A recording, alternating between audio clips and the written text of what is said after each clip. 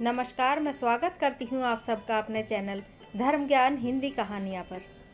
मुगल सम्राट अकबर और बीरबल के किस्से तो आपने बहुत ही सुने होंगे। यूँ तो मंत्री बीरबल सम्राट अकबर के नवरत्नों में से गिने जाते थे, मगर फिर भी सम्राट अकबर और बीरबल के बीच में खट्टी मीठी नोक-झोंक अक्सर चलती रहती थी, क्योंकि कभी कभी गुस्से में आकर सम्राट अकबर गलत न्याय कर बैठते थे और बीरबल उनकी बात को प्रमाण के साथ साबित करके उनको गलत फैसला लेने से रोक देते थे। इसीलिए अगर किसी के साथ सही से न्याय नहीं होता था तो ज़्यादातर लोग बीरबल के घर पर जाकर मदद की गुहार लगाते थे। एक बार की बात है, सम्राट अकबर और उनके मंत्री बीरबल नदी के किनारे टहल रहे थे। अकबर ने बीरबल से मजाक में कहा कि बीरबल, क्या तुम इस नदी के इतने ठंडे पानी में रात भर खड़े रह सकते हो? बीरबल ने जवाब दिया, महाराज, मैं तो क्या, नगर का कोई भी व्यक्ति इतनी ठंड के मौसम में नदी के पानी में रात भर खड़ा नहीं रह सकता। फिर उसके लिए चाहे आप कितना भी भारी इनाम दें या कोई कीमती तोहफा भेंट करें। बीरबल की कही हुई बात सम्राट अकबर को चुभ गई। उन्होंने अगले ही दिन अपने दरबार में घोषणा कर दी कि यदि कोई भी व्यक्ति रात से लेकर सुबह होने तक नदी के पानी में खड़ा रहेगा तो मैं उसे 1000 सोने की मुद्राएं इनाम में दे दूंगा। नगर में एक बहुत गरीब धोबी रहता था। उसने सोचा कि वैसे भी तो मैं इतने ठंडे पानी में रोजाना कपड़े धोने जाता हूँ, एक रात पानी में बिताकर थोड़ी सी ठंड और बर्दाश्त कर लूँगा तो 1000 सोने की मुद्राएं मिल जाएंगी और मेरे हालात बेहतर हो जाएंगे। उसने दरबार में आकर सम्राट अकबर को कह दिया कि वो सारी रात पानी में खड़ा रहेगा।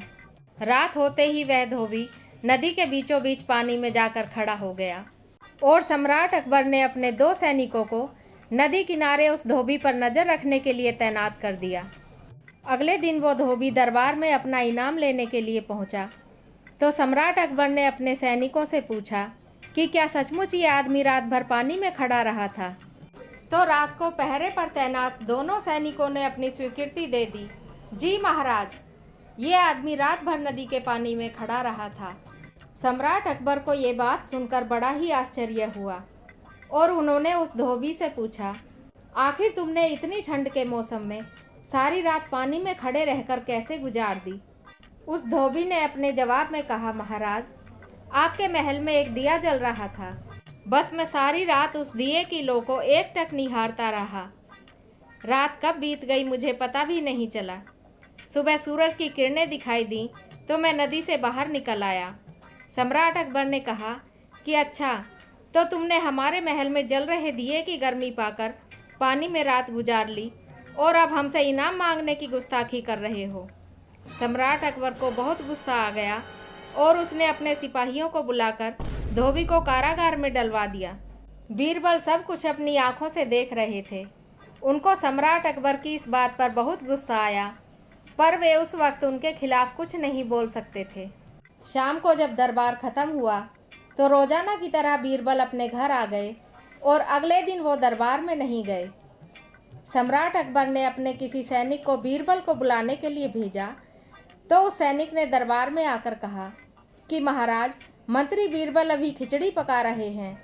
जैसे ही खिचड़ी बनकर तैयार हो जाएगी उसे खाकर तुरंत ही मंत्री बीरबल दरबार में हाजिर हो जाएंगे। जब कई घंटे बीत गए और मंत्री बीरबल दरबार में नहीं पहुँचे तो सम्राट अकबर ने दोबारा से अपने सैनिकों को उन्हें बुलाने के लिए भेजा, मगर मंत्री बीरबल ने फिर से वही जवाब दिया। शाम का वक्त हो गया और मंत्री बीरबल तब भी दरबार में नहीं पहुँचे। सम्राट अकबर को बीरबल की इस गुस्ताखी पर बहुत गुस्सा आया। दरबार खत्म करने के बाद सम्राट अकबर स्वयं ही मंत्री बीरबल के घर पर पहुँच गए। सम्राट अकबर ने देखा कि बीरबल ने एक ऊंचे बांस पर पतीली को टांग रखा है और उसके नीचे हल्की हल्की आंच जला रहे हैं। ये दृश्य देखकर सम्राट अकबर की हंसी छूट गई और उन्होंने बीरबल से कहा कि बीरबल, ये कैसी मूर्खता भरा काम कर रहे हो तुमने पतीली को इतने ऊपर बांस पर टांग रखा है और इतनी धीमी आंच जला रखी है। अब बताओ, जब आंच की गर्मी पतीली तक पहुंचेगी ही नहीं तो भला तुम्हारी खिचड़ी बनकर कैसे तैयार हो जाएगी? ऐसे तो अगले 6 महीने तक भी तुम्हारी खिचड़ी बनकर तैयार नहीं होगी।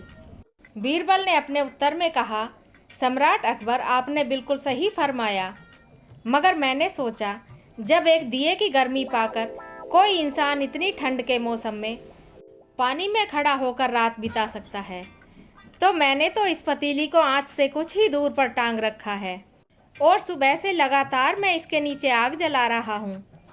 फिर भला मेरी खिचड़ी क्यों नहीं पकेगी?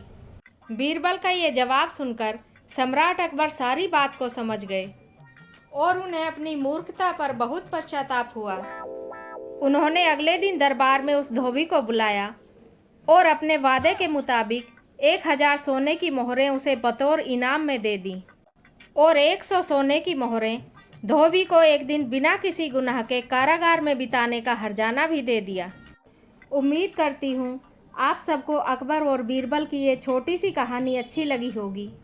और भी ऐसे ही ज्ञानवर्धक किस्से और कहानियाँ सुनने के लिए मेरे धर्म ज्ञान चैनल को सब्सक्राइब ज़रूर कर लीजिएगा। धन्यवाद।